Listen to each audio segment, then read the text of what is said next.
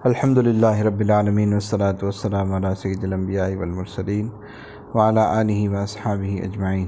میں مولوی صدیق اکبر YouTube channel اسرا T V سے صرف دو واقعے بطور مثال پیش کیے جاتے ہیں۔ قیاس کو نز گلستان من بہار مرا۔ نمبر 1، حکم سزا کی تبدیلی کے بعد پھانسی گھروں سے نکال کر دوسرے قیدیوں کے ساتھ بارکوں میں ملا دیا، اور جیل خانے کے دستور کے موافق مقراظ سے ہماری مونچھ، داڑھی اور سر کے بال تراش کر منڈی بھیڑ بنا دیا۔ یہ جیل خانے کا ایک جبری قانون تھا جس کی تعمیل مجبوراً کرنی پڑی، مگر اس ترک سنت کا اثر مولانا یحییٰ علیہ صاحب پر یہ تھا، اپنی داڑھی کے کترے ہوئے بالوں کو اٹھا اٹھا کر کہتے، افسوس نہ کر تو خدا کی راہ میں پکڑی گئی اور اسی کے واسطے کتری گئی۔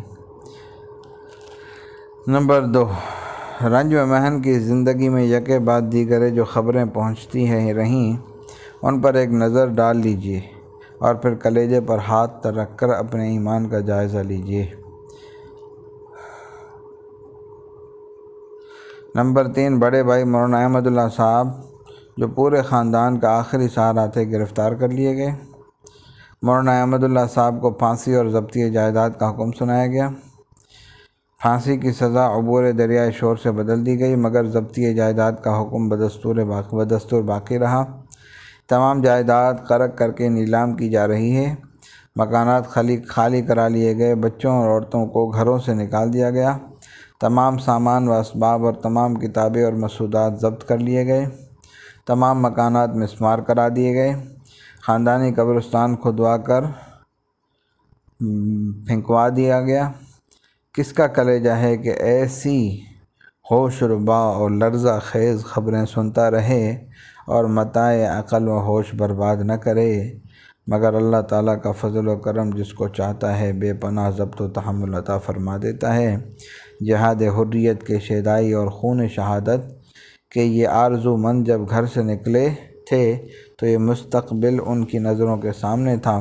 وہ سب کچھ قربان کر دینے کا تہیہ کر کے ہی گھر سے نکلے تھے، صرف ایک تمنا تھی کہ ان کی یہ قربانیاں محبوب حقیقی کی نظر میں شرف قبولیت حاصل کر لیں۔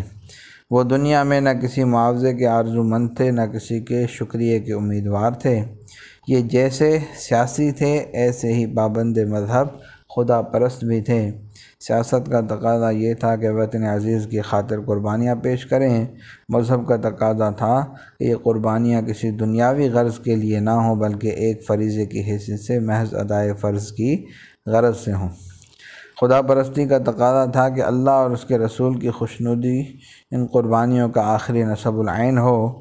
بس کوئی بھی اشارہ جس سے رضائے مولا کا پتہ چلے زخم دل کا مرہم اور تمام بے چینیوں اور پریشانیوں کے لیے تریاق مسرت تھا۔ چنانچہ ان تمام حوادث کے سننے کے بعد ایک خط کے چند فقرے بھی ملاحظہ فرما لیجئے۔ یہ خط اس شہید وفا نے اپنی اہلیہ کو لکھا، یحییٰ کی طرف سے، بخدمت ام حبیبہ ام محمد یوسف سلمہ اللہ تعالی۔ ضروری لکھنا یہ ہے کہ خط سے نور چشم محمد حسن مد عمرہ کے حال انہدام دونوں مکانوں کا معلوم ہوا۔ البتہ دل کو قلق ہوا اور صدمہ بہت گزرا، کیونکہ مکان سکونت قدیم سے، خصوصاً وہ مکان کہ جس میں ذکر اللہ بہت ہوا ہو اور کاروبار فریضہ بہت اجرا پائے ہوں، مومنوں کو انس و محبت بطور اہل و عیال کے ہوتی ہے۔ بشارت: اسی روز شب کو روح انور حضرت محمد مصطفیٰ صلی اللہ علیہ وسلم کی زیارت سے مشرف ہوا۔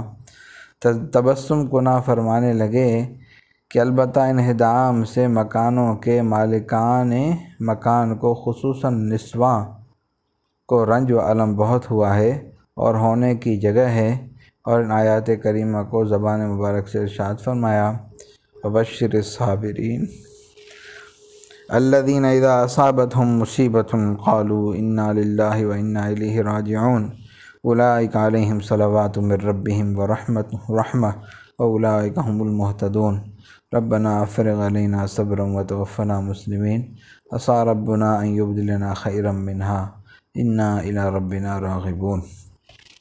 اور فرمایا آیت کریمہ کو ورد زبان رکھو۔ عبادت خانے اور مسجد اقصی اور مکانات انبیاء علیہ والسلام بخت و نصر اور جالوت کے ہاتھ سے انہدام پائے تھے، آخر منہدم کرنے والے نسیاً منسیہ ہو گئے، اور یہ اماکن متبرکہ از سر نو بنائے ہوئے اور پہلے سے زیادہ آباد ہوئے۔ تم بھی اپنے رب کے فضل سے ایسی ہی امید رکھو، اللہ تعالیٰ کا بہت شکر کرو کہ تم ایسے امتحان کے لائق ٹھہرے۔ بعد اس مکاشفے کے میں نے بہت انشراح و تسکین پایا اور اپنے بڑے بھائی مولانا احمد اللہ صاحب کو آگاہ کیا۔ دریائے عشق خالق دونوں جہاں میں ہم نام و نشاں دار فنا کے ڈوبا چکے، کفی گلے میں ڈال کے تسمہ کمر کے بیچ ہم جوگی ہوئے محرم اسرار کے لیے۔ اے خدائے من فدایت جان من، جملہ فرزندان و خان و مان من۔ وصلی اللہ تعالی علی حبیب سیدنا محمد وعلی آلہ و اصحابہ اجمعین برحمتک یا ارحم الراحمین۔